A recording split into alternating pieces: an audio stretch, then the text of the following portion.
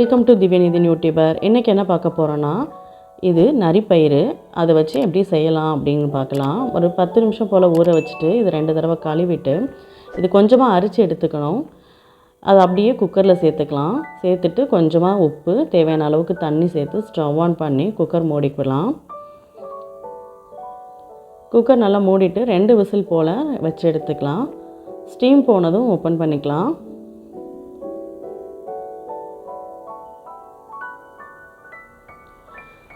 Open பண்ணி பார்த்தீங்கன்னா கொஞ்சமாக ஒரு 3/4 பதத்துக்கு வெந்திருக்கும். மறுபடியும் ஸ்டவ் ஆன் பண்ணி லோ ஃப்ளேமில் ஒரு 5 நிமிஷம் போல் வச்சு எடுத்துக்கிட்டோம்னா நல்லா பூ மாதிரி மலர்ந்து வெந்துடும்.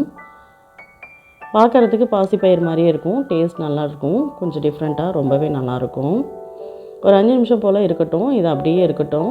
ஸ்டவ் ஆன் பண்ணி இன்னொரு பாத்திரம் வச்சுருக்கேன். அதில் 1 டேபிள் ஸ்பூன் எண்ணெய் ஊற்றிட்டு எண்ணெய் நல்லா சூடானதும் கொஞ்சமாக கடுகு, ஒரு வரமிளகாய் கிள்ளி சேர்த்துருக்கேன். கூடவே ஒரு கொத்து கருவேப்பிலை சேர்த்து நல்லா பொரிஞ்சதும் நம்ம வேக வச்சுருந்த பயிரை தண்ணி வடிச்சிட்டு இதோடு சேர்த்துக்கலாம். சேர்த்துட்டு நல்லா கலந்து விட்டுக்கலாம். அவ்வளோதான், இந்த தண்ணி நல்லா சுண்டிடும். இப்போ ஸ்டவ் ஆஃப் பண்ணிவிட்டு ஒரு 1/4 டேபிள் ஸ்பூன் போல் மிளகுத்தூள் சேர்த்துருக்கேன்.